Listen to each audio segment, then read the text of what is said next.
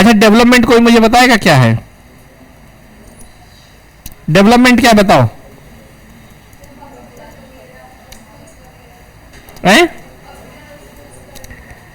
Hostel school बना दो development हो जाएगा? हैं? बात तो तुमने बहुत सही की, यही होता आंसर देने का तरीका। अब क्या क्या फीचर है ये बता दो,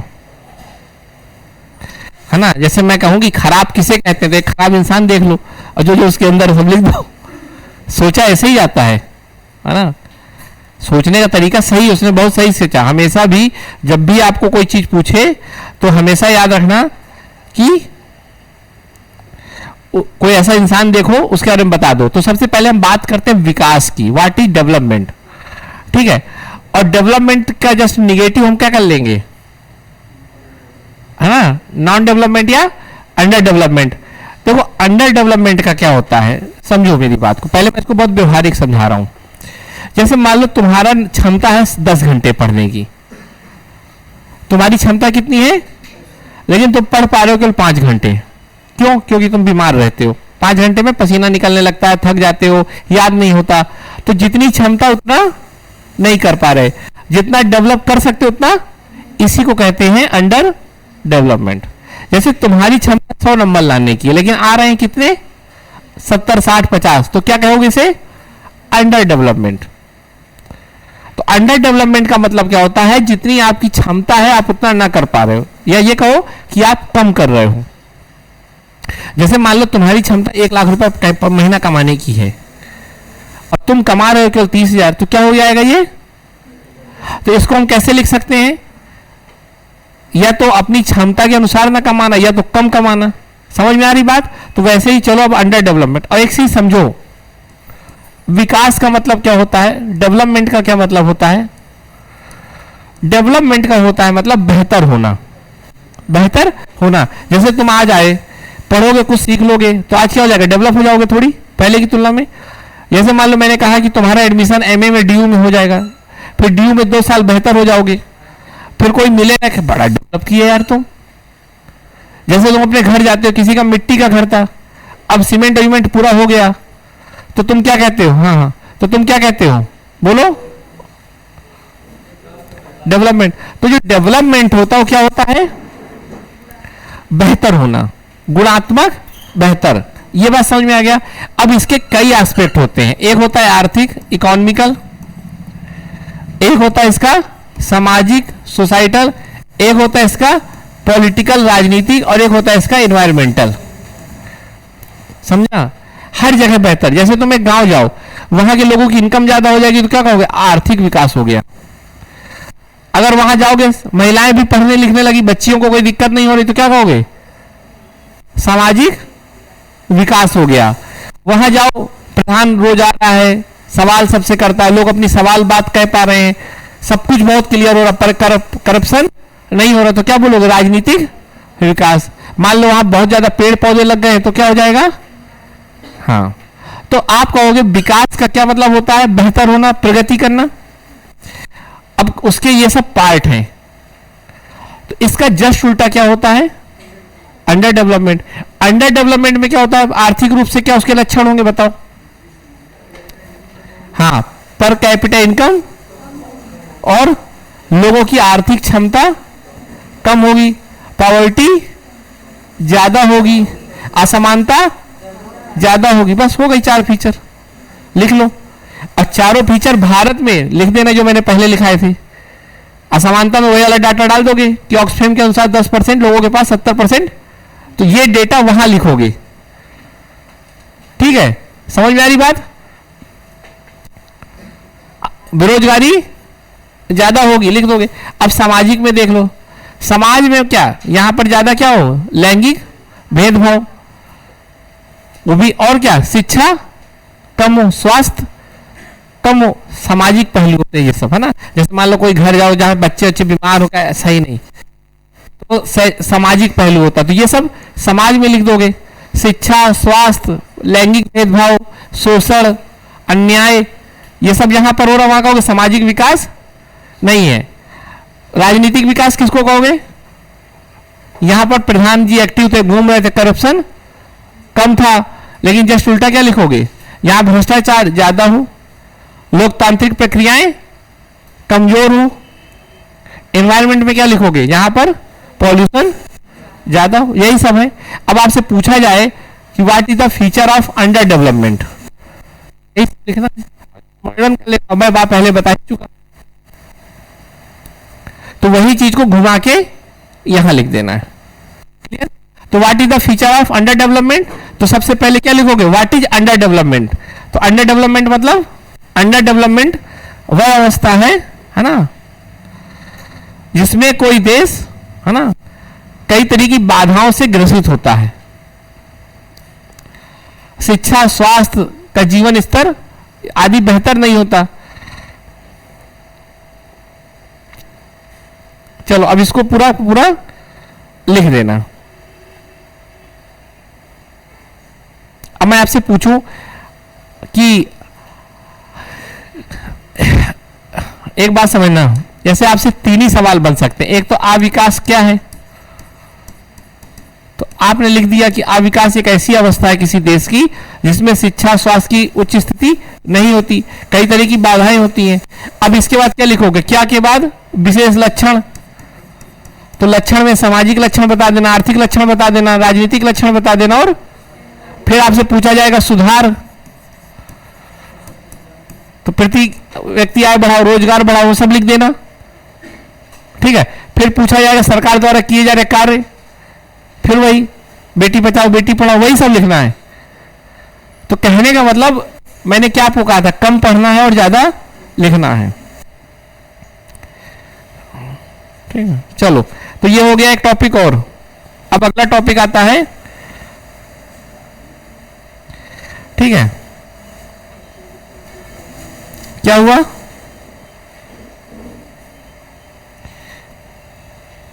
फॉरेन ट्रेड एंड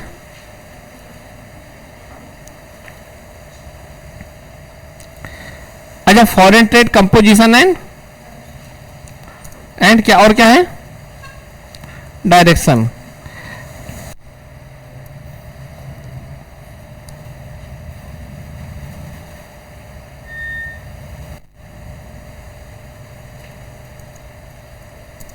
अच्छा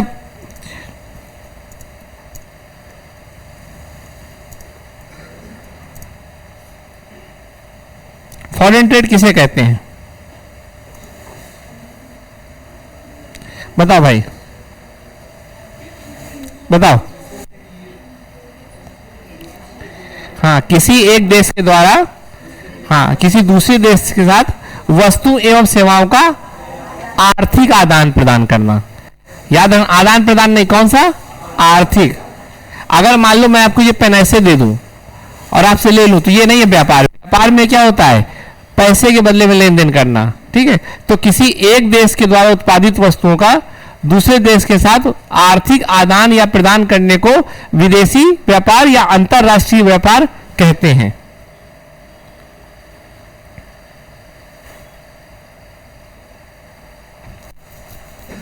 ठीक, जब किसी देश के द्वारा, ठीक है, वस्तुओं को लिया जाता है, खरीदा जाता है, तो उसको कहते हैं आयात। आयात को बोलते हैं इंपोर्ट। इम मतलब अंदर।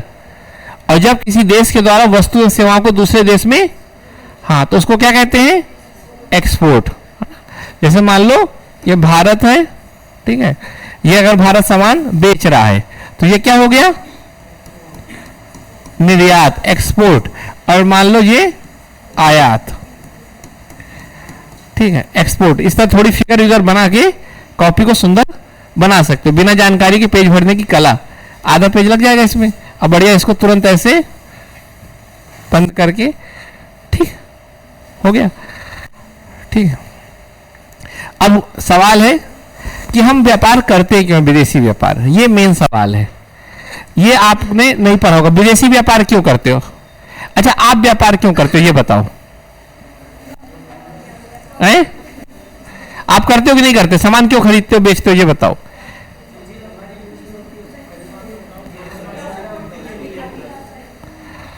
इसको एक वर्ड लिख लो, तुलनात्मक लाभ। तुलनात्मक लाभ, कंपैरेटिव एडवांटेज।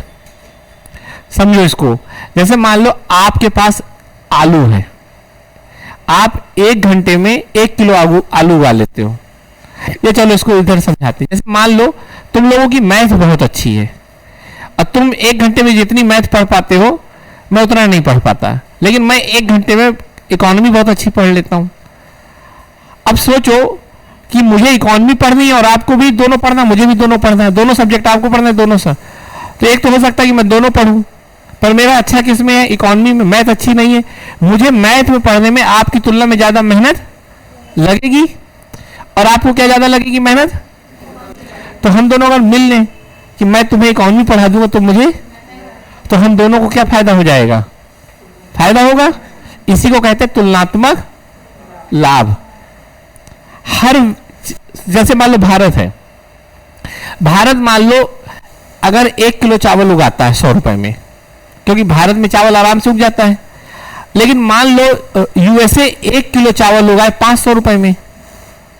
समझना मेरी बात को, भारत है इंडिया, 1 केजी राइस 100 रुपए में उगाता है, लेकिन भारत में 1 केजी गेहूं, वीट है ना, ये राइस है और ये वीट है, इसको उगाने में लगता है 500 रुपए। और दाल चावल खाना है मान लो तो 600 रुपए लगेगा। लेकिन मान लो यूएसए है, यूएसए को 1 किलो गेहूं उगाने में, है ना, वीट, 1 किलो वीट उगाने में लगता है 100 रुपए, लेकिन 1 किलो राइस को उगाने में लगता है 500 रुपए, तो ये भी उगाए 600 रुपए। लेकिन मान लो हम दोनों मिल लें आपस में, ठीक है, हम कहे तुम हमें 150, भाई 100 ही रुपए का तो तुम गेहूं उगा रहे हो, हमें 150 का दे देना। तो कहेगा ठीक है 150 का ये दे देगा, हम इसको 150 का दे दोगे। तो बताओ जो दाल चावल पहले 600 में बन रहे थे अब कितने में बन जाएंगे, 250 में बन गए। दोनों को फायदा हुआ। क्यों? क्योंकि हर देश के पास अपनी एक विशेष भौगोलिक स्थिति होती है, एक स्पेशल क्षमता होती है।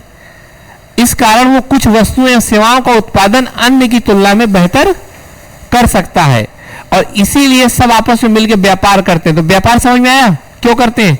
तुलनात्मक लाभ के लिए। ऐसा किसने कहा है? एडम स्मिथ ने। एडम स्मिथ नाम लिखना।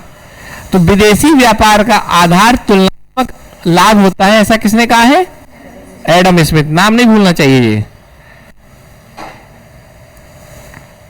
अच्छा ये बताओ, ये तरीका बेहतर है कि ये दोनों आपस में लेन देन कर लें, वो तरीका बेहतर है? संसाधन किसमें बचेंगे? तो इसी को कहते हैं संसाधनों का ऑप्टिमम यूज। ठीक है, तो यही तो असली इकोनॉमी है। तो जितना अच्छा व्यापार उतनी अच्छी इकोनॉमी। इसको कहते हैं डेविड रिकॉर्डो, कहते हैं व्यापार से अर्थव्यवस्था की क्षमता मजबूत होती है, अर्थव्यवस्था बेहतर होती है। समझ में आई बात? अब समझ में आया हम दोनों क्यों बैठ के यहां पढ़ रहे हैं? लेन देन, इसे कहते हैं समझदारी। अब पता चला ईगो फंसा लिया, नहीं हम खुद ही पढ़ेंगे।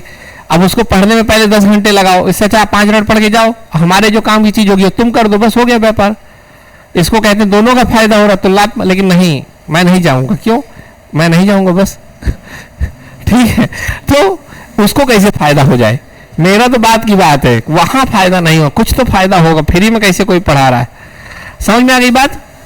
ठीक है, तो चलो अब आपसे पूछा जाए what is the importance of foreign trade.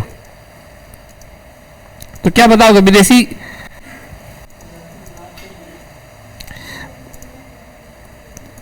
विदेशी लाभ के क्या क्या फायदे होते हैं? विदेशी व्यापार का महत्व बताओ भाई। अरे जब भी बात हो ना, विदेश छोड़ दिया करो। मान लिया करो आसपास 2 दुकान है, विदेशी व्यापार के क्या फायदे होंगे बताओ? ये बताओ, अगर मान लो तुम्हारी दुकान में तुम्हारे मोहल्ले के लोग ले, और फिर मान लो दूसरे मोहल्ले के आने लगे, तो दुकान तेज चलेगी ना। दुकान तेज चलेगी तो इनकम ज्यादा होगी तो जीडीपी बढ़ेगी, बस हो गया। मान लो भारत एक दुकान है, अब यूएसए खरीदने लगे भारत से, चीन खरीदने लगे भारत से, तो दुकान तो बड़ी, अफ्रीका के लोग खरीदने लगे भारत से। तो जितना ज्यादा व्यापार और भारत, चलो ठीक है, तो ये है। अब मान लो तुम्हारी दुकान है, तुम बेचते हो मान लो दूध का पैकेट। अब तुम्हें ये भी तो जितना सस्ता कहीं से मिल जाए उतना ज्यादा फायदा होगा ना, है। तो व्यापार से क्या होता है, फायदा ही होता है अगर समझदारी वाला व्यापार है। तो अब आप लिख सकते हो कि विदेशी व्यापार से क्या होता है, आर्थिक विकास होता है। इसीलिए मोदी जी हर जगह जाते रहते हैं कि एलन मस्क से मिल रहे, भैया आओ तुम हमारे यहाँ व्यापार करो, तुम करो, ये करो, वो करो, है ना। इसीलिए ट्रंप से नाराज, ट्रंप भारत से नाराज नहीं हो रहे, दोनों मिल रहे, एक दूसरे को गरिया रहे, लेकिन दोस्ती रहेगी। क्यों नाराज नहीं करना चाहते। अब जैसे मान लो अभी ट्रंप और उसकी क्या हुई, लड़ाई हुई है जेलेंस्की की, वो यही है। ट्रंप कह रहा है कि तुम अपने यहाँ तुम्हारी जो मिनरल है वो हमको दो, हम तुम्हारे यहाँ मिनरल है जो, उससे हमें बहुत फायदा होगा। तो व्यापार ही करना चाह रहे हैं। लेकिन जेलेंस्की क्या कहता है, पहले मुझे कुछ चीजें दो तब देंगे। और शायद, और देखो व्यापार करने वाला ऐसा थोड़ी कि महंगी चीज दे दो। तो यही सब है, चीजें हो रही। और क्या क्या फायदा होगा व्यापार से, क्या क्या फायदा होगा बताओ भाई। देखो फिर वही बात, कभी भी कोई चीज आए, जैसे किसी के बारे में कुछ सोचना हो, किसी के बारे में कुछ भी सोचना हो, तो 6-7 तरीके के चश्मे लगा लो। जैसे मान लो अगर मुझे इस क्लास को तरीके से देखना है तो मैं पीला कलर लगाऊंगा, क्लास पीली दिखेगी, नीला लगाऊंगा, क्लास नीली दिखेगी, लाल लगाऊंगा तो क्लास लाल दिखेगी, है कि नहीं। ऐसा होगा कि नहीं होगा। तो वैसे ही समझो, अगर आपसे कभी पूछा जाए व्यापार के क्या लाभ होंगे। अब मान लो आपको पेज भरना है, मतलब फुर्सत बैठे हो, बार बार एग्जामिनर आ रहा है, टेंशन में आ रहा है, तो दिखाता हूँ ना, पेन चलाने की आदत दिखाना पड़ता है ना एग्जामिनर को। ठीक है, सोच, अरे सर, ठीक है वो सब। तो चलो चश्मा लगाओ। अच्छा, किसी भी चीज के बारे में हम चर्चा करें, कोई एक शब्द बताओ। मोबाइल,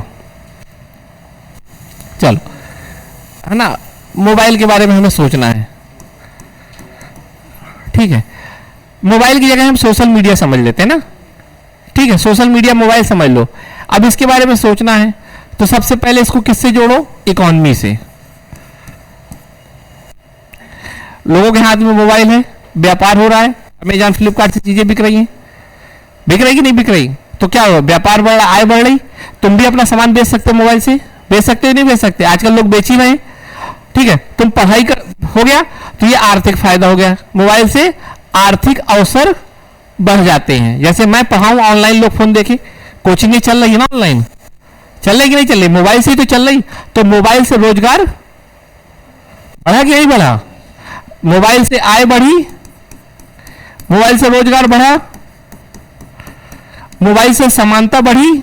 भाई जो आदमी बड़ी बिल्डिंग नहीं बना सकता लेकिन मोबाइल में पढ़ा के पैसा कमा सकता है ना, समानता भी तो आ रही। तो लो 3 पॉइंट हो गए। गरीबी, अरे जब समानता और तो गरीबी तो कमी होगी। ठीक, अब मोबाइल से हमने आर्थिक चश्मा हटा के रख दिया। जब भी आए तो 4 बात याद रखना, आय, रोजगार, समानता, गरीबी। ठीक है, अब राजनीतिक चश्मा लगा लो, तुरंत चश्मा लगाया पॉलिटिक्स वाला। अब मोबाइल से पॉलिटिक्स में क्या फायदे हैं, सरकार के प्रोग्राम की जानकारी मिल जाती है, मिलती कि नहीं मिलती। करप्शन कम होता, कुछ भी डालो वीडियो बना देंगे, हर बात में तुरंत ट्वीट कर देते हो कि यहां गड्ढा, ये नाली है, ये सड़क है। पहले कोई नहीं सुनता था, अब सुनता है। देखा होगा कोई मुद्दा होगा तुरंत सब एक हो जाते हो, आंदोलन हो जाता है, आंदोलन होने के बाद सरकार एक्टिव होती है। ये सब राजनीतिक होगा मोबाइल से। तो मोबाइल से लोकतंत्र मजबूत होता है, सरकार पे दबाव पड़ता है, सरकार आपकी आवाज सुनती है, करप्शन कम होता है। जो कि एक आदमी बिल्कुल दबा रहता है, मोबाइल में वीडियो बना के डाल देता है, आज की डेट में देखो वायरल हो जाता है। फिर सामाजिक, सोशल, सोशल से क्या होता है, मोबाइल और सोसाइटी का देखो तो सोसाइटी किससे, शिक्षा से है। तो मोबाइल से शिक्षा मिलती है, कई लोग वीडियो देख रहे हैं। कई देखो जो बाहर नहीं निकल सकती थी महिलाएं, मोबाइल से पढ़ के कुछ ना कुछ बन जा रही हैं। फिर मोबाइल में देखते हैं है ना, ये वो बना, नुपुर अग्रवाल ने ये टॉप किया, ये किया। लड़कियों को कितना मोटिवेशन मिलता है। जो पूरे भारत में जो ट्रांसजेंडर हैं वो कैसे फेमस हुए, मोबाइल से ही तो हुए, अपनी बात कह के, है कि नहीं हुए। तो मोबाइल से सामाजिक लाभ है। एनवायरमेंट के क्या लाभ है मोबाइल से, दिन में मोबाइल देखोगे तो गाड़ी नहीं चलाओगे, तेल कम होगा। तो कुछ सोच सकते हो, क्यों नहीं सोच सकते। सोचो जो दिन भर छपरी घूमते थे पहले सांप बन के इधर उधर, तो मोबाइल से रील देख रहे हैं ना, तो कितना पॉल्यूशन कम हो रहा होगा मोबाइल से। तो मोबाइल से पॉल्यूशन, फिर अवेयरनेस होती है मोबाइल से। ये निगेटिव भी सब में लिख सकते हो, सबका निगेटिव भी लिख सकते हो। अब बताओ, और चोरी डकैती मोबाइल से बढ़ती है, कम भी होती है। अच्छा लिखना, अच्छा बुरा कहने का मतलब कितने तरह के चश्मे लगाने हैं, बस समझ में आ गया। तो अब आपसे पूछा जाए विदेशी व्यापार के फायदे, यही लिखना है। राजनीतिक फायदा क्या होगा? अरे जब दो देशों में व्यापार बढ़ेगा तो संबंध तो बढ़ेगा, संबंध बढ़ेगा तो फायदा ही तो, खतरा कम होगा। सोचो भारत और पाकिस्तान बिजनेस करने लगे, याद रखना भारत और पाकिस्तान की दोस्ती होगी और ऐसी होगी कि फिर कभी दुश्मनी नहीं होगी। और उसका रीजन केवल एक होगा, पता है क्या? केवल व्यापार, याद रखना। और एक उदाहरण है इस तरह का पूरे विश्व में, दो विश्व युद्ध आपस में लड़े, कई सारी लड़ाइयां आपस में लड़ी, लेकिन आज बिल्कुल एक हैं। क्यों? इसलिए कि सारे बिजनेसमैन एक हो गए। वो है फ्रांस और जर्मनी, समझे? देखो अभी क्या है ना, पाकिस्तान और भारत में लड़ाई का कारण ये है, वो लड़ाई दोनों की मतलब देखो वहां की सेना नहीं चाहती कि भारत से संबंध बने। क्यों? सोचो, मान लो अभय है मेरे पीछे खड़ा है, अब मान लो अर्णव है, अर्णव ने अभय को डरा रखा है। अब मैं हीरो बनना चाहता हूं, वैसे मैं कहूंगा अभय मैं गया तो अर्णव तुम्हें खा जाएगा, अभय चाय बना लो, अभय ये लीजिए, जाना नहीं, अभय कपड़े धुल दो, ये लीजिए, जाना नहीं। क्यों? अर्णव खा जाएगा। ठीक है, पता चला अभय मैं नीचे जाओ तुम नीचे सो, मैं ऊपर सोऊंगा। क्यों? तो क्या है कि अभय डरा हुआ है अर्णव के नाम पे, जबकि अर्णव से कोई खतरा नहीं है और अभय को भी लेकिन ऐसे डरा मतलब। अब होगा क्या? अभय गरियाएगा अर्णव को, अर्णव गाली कैसे दे रहा था? अर्णव गाली, अब मतलब की लड़ाई हो रही है और कारण कौन कर रहा है लड़ाई? मैं करा रहा हूं। ठीक है, तो यही है पाकिस्तान की सेना। पाकिस्तान की सेना की इज्जत बहुत है, याद रखना। जैसे हमारे यहाँ सबसे पावरफुल आईएएस अधिकारी होते हैं ना, उनके लड़के विदेशों में पढ़ते घूमते हैं, वहां अधिकारी की, वहां सेना के अधिकारियों की इज्जत है। क्यों? वहां की सेना लोगों को डराए रहती है। क्यों? हम हटे भारत हमला कर देगा, हम हटे भारत हमला कर देगा, तो सेना वहां ऊपर बने हैं और लोग सेना को सपोर्ट करते हैं। और सेना इसीलिए नहीं चाहती कि अभी एक हूं, क्योंकि जिस दिन अर्णव और अभय मिल गए, बात कर ली, फिर मेरी कोई इज्जत नहीं। क्योंकि क्या है, अभय कह गया अच्छा तो लड़का था अर्णव, सब तो पूरी सर फैलाए थे रहता, तो मेरी इंपॉर्टेंस खत्म। तो वही है, इसीलिए भारत पाकिस्तान जब भी बात करते हैं कोई हमला हो जाता है, और यह हमला कौन कराता है? वहां के लोग, सेना, जो नहीं चाहते कि आपस में। अरे गांव में कुछ पाटीदार होते हैं ना जो कभी नहीं चाहते मिलो, क्योंकि दोनों वहां से चाय मिल रही है। मान लो एक घर, एक बकरी बोलते हैं ना वहां, हाँ, या मोहल्ला टोला बोलते हैं, तो वहां भी चाय पिए इसको गरिया के, यहाँ चाय पिए उसको गरिया के। और सोचो अगर दोनों मिल गए तो चाय तो उसकी जाएगी ना जो लड़ा रहा है? ऐसी कई बुआ होती है। ऐसी कई बुआ जो दो भाइयों के बीच में दोनों जगह। ठीक है, तो ऐसे कई रिश्तेदार हैं। तो चलो वो सब छोड़ो, समझ में आ गई बात। तो मोबाइल से हर चीज, तो वैसे विदेशी व्यापार से ये, अच्छा विदेशी व्यापार से समाज में भी आय होगी तो शिक्षा स्वास्थ्य होगा। विदेशी व्यापार से एक दूसरे को देखने का मौका मिलेगा। जैसे हम अमेरिका को देखते हैं, पिज्जा बर्गर हम भी खाना चालू, तो भी डेवलपमेंट। क्या महिलाएं क्यों पढ़ने लगी? विदेश को ही देख के तो हमारे यहाँ भी सीख रहे। ठीक है, तो वो भी सामाजिक उत्थान भी होता है और निगेटिव भी सेम होता है।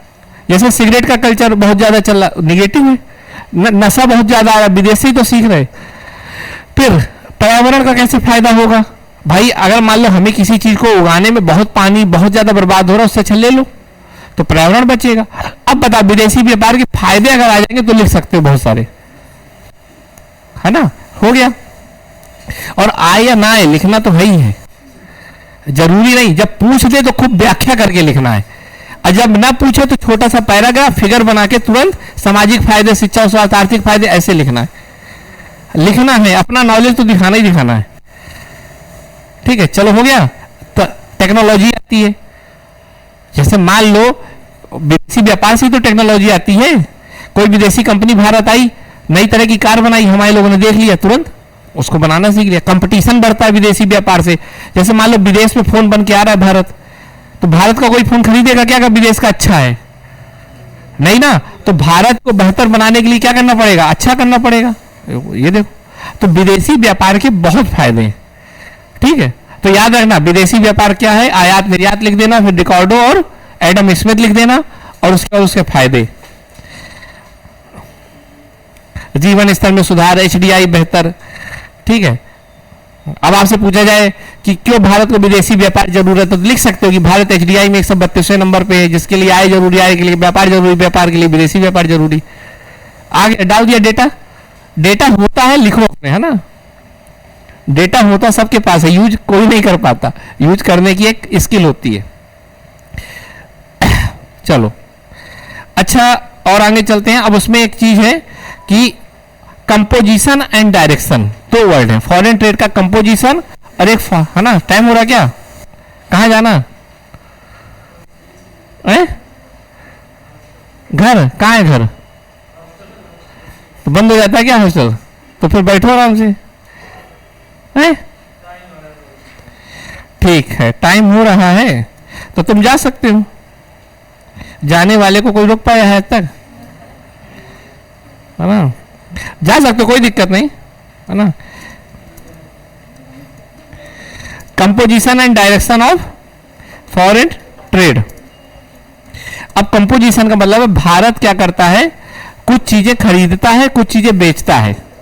तो हमें दो चीजें पढ़नी है, क्या खरीदता है और क्या बेचता है, और साथ में किसको खरीदता है किसको बेचता है, यही देखना है ना। चलो, और किसी को जाना है,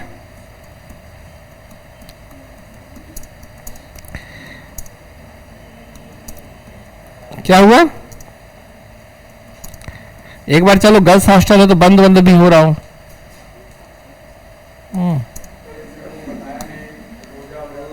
अच्छा रोजा है, अरे तो पहले बताता यार, हाँ तो ये उसकी गलती है ना, आधी बात बताओगे नहीं तो मैं क्या कर लूंगा। चलो बस एक टॉपिक ये बचा, इसके बाद हम लोग चाय पियेंगे, और चाय के पीने ही आपको पूरा रिवाइज करना, फिर मैं सुनूंगा, ठीक है, हैं? बस इसके बाद हम लोग कर लेंगे, क्योंकि अभी आज पहला दिन था ना, तो स्पीड इसलिए कम रखी ना, बहुत तेजी से होता। ठीक है, चलो, विदेशी व्यापार की संरचना। अब भारत का निर्यात देखो, भारत निर्यात मतलब समझते हो क्या होता है, एक्सपोर्ट, बेचना। तो भारत जो बेसिकली सबसे ज्यादा बेचता, क्या बेचता होगा बताओ, सोचो आप लोग एक बार, अनाज और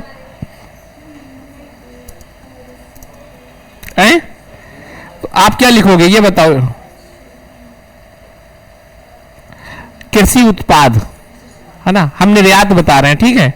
और देखना जब भी लिखना तो जैसे मान लो, हमेशा एक पिक्चर बनाने की कोशिश किया करो, अगर कंपोजिशन वंपोजिशन का भी पूछे तो ऐसी चीजें बना दिया करो ना, ठीक है, जो कम हो उसको कम जगह, जो ज्यादा है उसको ज्यादा जगह, ठीक है ना, इसको क्या बोलते हैं, हाँ पाई चार्ट, समझ में आ गया। देखो पाई चार्ट बनाना सीख लो, मैं आपको नोट्स भेजूंगा, आज मैं जितना पढ़ा रहा हूं सबका व्यवस्थित नोट्स भेजूंगा, लेकिन आप इसलिए आप लिखो जरूर, है ना। अब चलो हम लोग पढ़ते हैं। सबसे ज्यादा भारत क्या करता है, कृषि उत्पादों का निर्यात करता है। उदाहरण के तौर पे चाय, मसाले, और क्या क्या है, हाँ अनाज, और लिखो ना 10-15 आइटम बताओ, दूध, दूध में यही खत्म हो जाता है, और सॉफ्टवेयर तुम्हारे खेत में होता है, कहाँ रहते हो, मांडा में होता है, कौन सा खेत है कि पता चला व्हाट्सअप हो रहा है,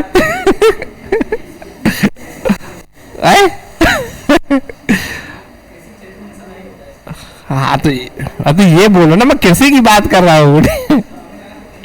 देखो दो तरीके की चीज समझना, जब हम बात निर्यात की कर रहे हैं तो सबसे ज्यादा किसका करता है, दो तरीके से, एक तो वैल्यू बेस्ड होता है, जैसे मान लो हमें 1 किलो अनाज बेचे, और सॉफ्टवेयर तो बिल्कुल हल्का होगा, मान लो कंप्यूटर बेस्ड हो, चिप हो, तो वजन के आधार पर भी हम बात कर रहे हैं बेसिकली, है ना। तो सबसे ज्यादा कृषि उत्पाद में क्या है, जैसे भारत बासमती चावल का सबसे बड़ा एक्सपोर्टर है, कुछ पॉइंट लिख लो, डाल देना। और किसको भेजता है पता है, जब ये लिखोगे ना, जैसे मतलब निर्यात का, तो लिखोगे भारत कृषि उत्पाद, जैसे मसाला, चाय, दूध, अनाज का विश्व में सबसे बड़े निर्यातक देशों में से एक है, भारत सामान्यतः किसके साथ करता है, किसको बेचता होगा, अच्छा बताओ अपना अनाज ज्यादातर।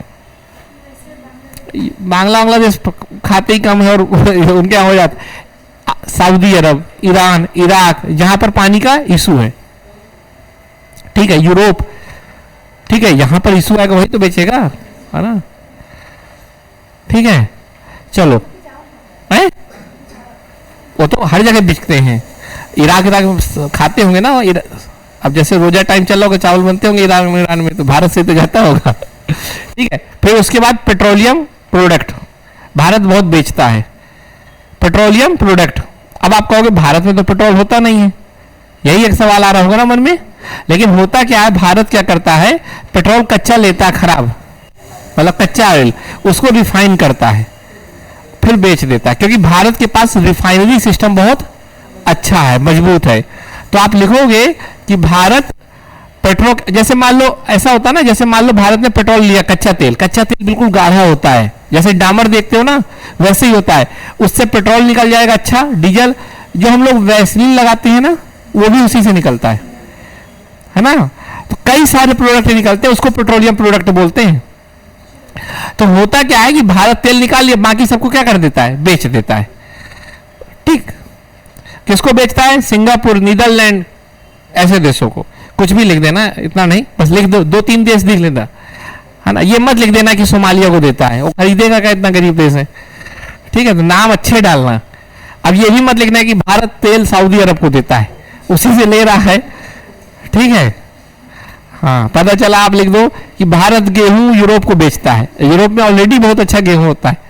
याद रखना, ठंडा जहां होगा वहां गेहूं होगा, यहां गर्मी होगी वहां चावल होगा, समझ गए, क्योंकि चावल पानी में बहुत ज्यादा, गेहूं रबी की फसल है।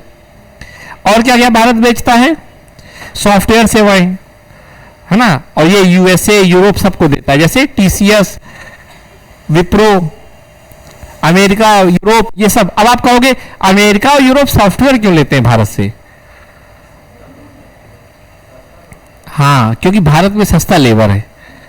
जैसे वहां का इंजीनियर एक दिन काम करेगा अगर, तो 1 लाख रुपए ले लेगा, भारत का 1000 में काम कर देगा, तो कहते हैं भारत से 2000 में ले लो, क्योंकि वहां ज्यादा दिक्कत है, ठीक है।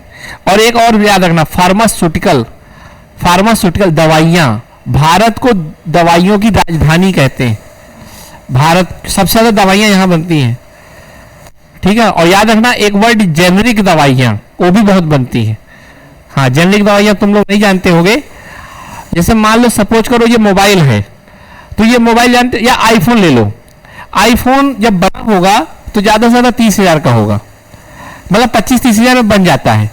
उसके पीछे जैसे वो कटा हुआ सेब लग गया, वो तुरंत 1 लाख का हो गया। तो ब्रांड की कीमत होती है। तो वैसे ही क्या होता है, जो दवाइयां होती हैं उसमें जैसे ही ब्रांड जुड़ जाता है महंगी हो जाती है। तो बिना ब्रांड की दवाई उसको क्या बोलते हैं, जेनेरिक। जैसे तुम एक दवाई लोगे 10 रुपए की, पता चला मैनकाइंड का है या सिप्ला का है, महंगी कंपनी, और वही चले जाओगे प्रधानमंत्री जनधन योजना, मतलब औषधि जो केंद्र, वहां तुम्हें मिल जाएगी 50 पैसे की, बस उसमें कोई ब्रांड नहीं है। जैसे आप कपड़ा खरीदने जाओ मान लो, और कपड़ा खरीदने गए, पता चला आप जा रहा 15,000 का मिल रहा है, वही चले गए आप मंगल बाजार में 500 का मिल रहा है, बस ब्रांड नहीं है। समझ में आ गई बात। रसायन उर्वरक भी भारत बेचता है, और रत्न और आभूषण भी बेचता है। जैसे अमेरिका में देखो, भारत में सोना चांदी नहीं होता ज्यादा, सोना खरीदेगा फिर उसको बनाएगा और क्या बेचेगा, आभूषण, ठीक। हाँ, अब इसको भी तुरंत फिगर से बना सकते हो, जैसे मान लो, ठीक है, ठीक है, मेडिसिन, आभूषण, पेट्रोल, सजा के बिल्कुल, है ना। नंबर इसी का देखो, हल्का हल्का, इतना बड़ा फिगर नहीं, बिल्कुल छोटा सा, बस यही फिगर बना दो, भारत समझ जाते हैं, पूरा नहीं बनाना तुम्हें। जब भी यूपीएससी, बस अरे यूपीएससी में जो इसकी नंबर 1 रैंक थी ऐसे बनाता था, हो गया भारत। क्योंकि एग्जामिनर को पता है ना कि भारत को दिखाना क्या चाह रहा है। चलो अब आते हैं इंडिया इंपोर्ट्स, आयात। भारत क्या क्या,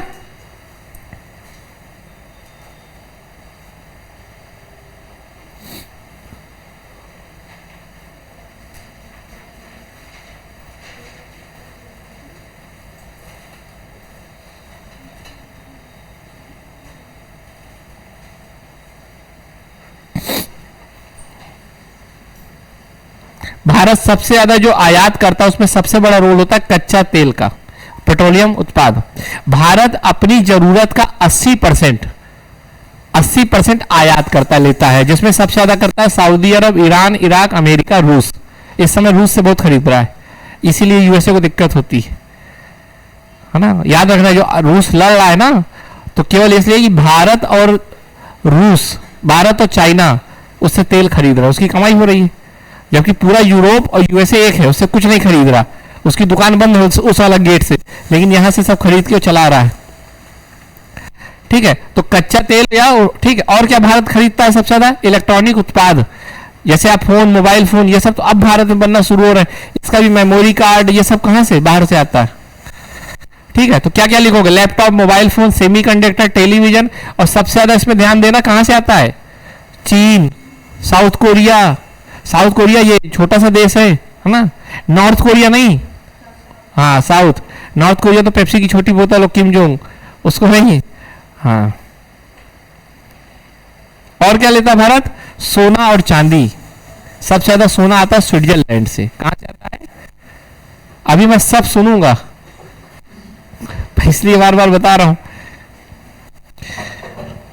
और एडिबल ऑयल, तेल, खासकर सोयाबीन तेल, पाम ऑयल, ये सब यहां से आता है, मलेशिया, इंडोनेशिया से। ठीक, समझ में आ गई बात? तो ये क्या है भारत का? भारत का क्या ये कंपोजिशन। अब आते हैं डायरेक्शन पे। ठीक है, देखो भारत जो एक्सपोर्ट करता है, सबसे ज्यादा जो एक्सपोर्ट करता है भारत किसको करता है? यूएसए को। तो एक्सपोर्ट पार्टनर हमारा निर्यात कहां कहां जाता है? यूएसए, यूएई, चीन और यूरोप। अब आप कहोगे जाता क्या क्या है? तो यूएसए में क्या जाता है सबसे ज्यादा? हमारे सॉफ्टवेयर, हमारे टेक्सटाइल, कपड़े। इसको सुन लो, मैं नोट्स भेज दूंगा, बस याद रखना, क्योंकि जब मारूंगा तो फिर ये नहीं नोट्स, वो तुम्हारी जिम्मेदारी। अच्छा मार दिया मान लो सही में, तो वास्तव में मतलब ऐसा नहीं, मजाक नहीं कर रहा। पहले की क्लास पूछना, सेकंड ईयर के बच्चों को पढ़ा है। ठीक है, चलो अब हम आयात कौन कौन से करते? सबसे ज्यादा आयात हम करते हैं किससे? चीन से। और क्या आयात करते हैं पता है? दवाई। अब आपको भारत में दवाई बनती है, आयात कैसे करते हैं? तो जो दवाइयां होती है ना, उसमें एक होता है बल्क ड्रग्स। क्या याद रखना? Bulk drugs. तो जो कैप्सूल नहीं, चूरन ले आते हैं, उससे चूरन को हम कैप्सूल बना लेते हैं। समझ में आ रहा है बात कि नहीं आ रहा? मतलब बल्क ड्रग्स, मतलब सपोज करो चूना ले आया, चूने को कैप्सूल बना लिया, तो हम उसमें माहिर हैं, लेकिन वो छोटे जो चूना है वो नहीं बनाते। जो दवाइयों का कच्चा आइटम होता है, जिसको बोलते हैं एक्टिव इंग्रेडिएंट्स, वो हम नहीं बना पाते। वो बनाने में माहिर है चीन। हम उसको लाते हैं और कैप्सूल बना देते हैं। समझ आ रही बात कि नहीं आ रही? इसीलिए कोरोना में सब क्लियर था कि चीन का बहुत बड़ा हाथ है, चीन की गलती है, बहुत बड़ी हाथ है, लेकिन चीन के बिना ये दिक्कत आ जाती। इसीलिए चीन से कोई सीधे नहीं लड़ा, क्योंकि दवाइयां तो वहीं से आनी है ना। उसके पास क्या है? इंग्रेडिएंट्स, एक्टिव इंग्रेडिएंट्स वही देता है। फिर पूरे विश्व को ये बात पता चल गई। अब इसीलिए भारत में बहुत ज्यादा प्रधानमंत्री का फोकस है कि हमारे यहां ये चीजें बने, इसीलिए आत्मनिर्भर भारत। और भारत यूएई से क्या लेता है सबसे ज्यादा? कच्चा तेल और सोना, और सऊदी अरब से भी कच्चा तेल।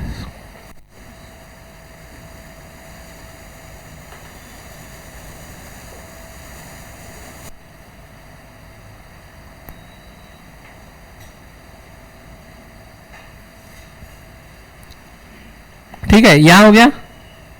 अब एक बात समझ लो, हमारा जो विदेशी व्यापार है उसमें चुनौतियां क्या क्या है, समस्याएं क्या क्या है, बस इतना पढ़ लेते हैं, फिर उसके बाद चाय पियेंगे ना। बोलते हैं, देखो यार कोई बैठा है क्या वहां अंदर लड़का, है ना?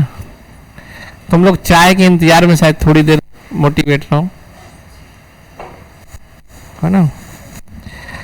विदेशी व्यापार की चुनौतियां, है ना? सबसे ज्यादा विदेशी व्यापार की चुनौतियां क्या है समझ लो। एक वर्ड लिख लो, व्यापार घाटा। भारत में व्यापार है कोई? खोल दो उसको, उसको कह दो मेरा मैसेज करे मुझे। व्यापार घाटा, आप कहोगे व्यापार घाटा क्या होता है? सोचो आप 500 रुपए का सामान बेच रहे हो, ठीक है, और 600 का खरीद रहे हो, तो घाटे में हुए ना? हुए कि नहीं हुए? 500 का सामान बेच रहे हो, 600 का खरीद रहे हो, 100 रुपए घाटे में। तो जब कोई देश आयात ज्यादा करता है, निर्यात कम करता है, तो उसको क्या बोलते हैं? व्यापार घाटा। और भारत का कई देशों के साथ व्यापार घाटा बहुत ज्यादा है, जिसमें सबसे ज्यादा चीन के साथ है, क्योंकि भारत चीन को उतना बेच नहीं पाता जितना चीन बेच देता है। और व्यापार घाटा किसी भी देश के लिए उचित नहीं है, ठीक है। एक तो ये, फिर विश्व में विदेशी व्यापार में सहभागिता कम होना। जितना ज्यादा व्यापार चीन कर रहा है ना, उतना भारत अभी नहीं कर रहा। तो पूरे विश्व में भारत इतनी बड़ी जनसंख्या, 5वें नंबर की इकोनॉमी, लेकिन चीन जितना व्यापार कर लेता है, भारत की उतनी भूमिका अभी नहीं है, ठीक है, समझ में आ गया। और क्या है? WTO का कमजोर होना, WTO का कमजोर होना, यह भी एक चुनौती है। क्यों? क्योंकि पूरे विश्व में जो व्यापार की जिम्मेदारी है किसके पास है? WTO के पास। और WTO मतलब ये लगातार कमजोर हो रहा है, और इसका सबसे बड़ा दुश्मन है ट्रंप। अगर ट्रंप और रहा तो और खत्म होता जाएगा, ठीक है। हो गया तीसरा, हो गया। चौथा चुनौती के सामने बढ़ता हुआ संरक्षणवाद, बढ़ता हुआ वैश्विक में संरक्षणवाद। समझ, आपको संरक्षणवाद क्या है? देखो, जैसे मान लो मेरा घर है, मेरी दुकान है, बगल में हम दोनों आपस में लेन देन करते हैं, कोई डर नहीं। लेकिन मान लो डर की बंद कर लिया मैंने दुकान की, मैं कुछ नहीं बेचूंगा, ना कुछ खरीदूंगा, उसने भी बंद कर लिया कि हम भी नहीं खरीदेंगे, तो एक दूसरे से अलग होने लगते हैं। होता क्या था कि ट्रंप महोदय ने कहा कि सब कोई अपना अपना सामान यूएसए में बेच रहे हैं, जिसके कारण यूएसए का सामान बिक नहीं रहा। जैसे मान लो भारत ने अपने कपड़े यूएसए में बेचे, और यूएसए के कपड़े यूएसए में नहीं बिकेंगे, तो यूएसए के जब कपड़े नहीं बिकेंगे तो यूएसए की फैक्ट्रियां बंद होगी, वहां दिक्कत होगी। तो ट्रंप ने कहा कि हम आने ही नहीं देंगे भारत की चीजें, चीन की चीजें आने ही नहीं देंगे, लो, क्यों? हमारा सामान बिके। तो ये क्या संरक्षण दे रहा है? किसको? अपने आप को। जब हर देश अपने आप को संरक्षण देने लगेगा तो विदेशी व्यापार क्या हो जाएगा? कम होने लगेगा। इसी को कहते हैं डी ग्लोबलाइजेशन। क्या बोलते हैं? D globalisation. ग्लोबलाइजेशन का मतलब सारे देश एक होना, इसका जस्ट उल्टा क्या है? D globalisation. डी, हाँ, ठीक है। तो इस तरह से आप इसको पूरा कंप्लीट, है ना। इस यूनिट में काफी चीजें कंप्लीट हो गई, एक बचा है, हाँ,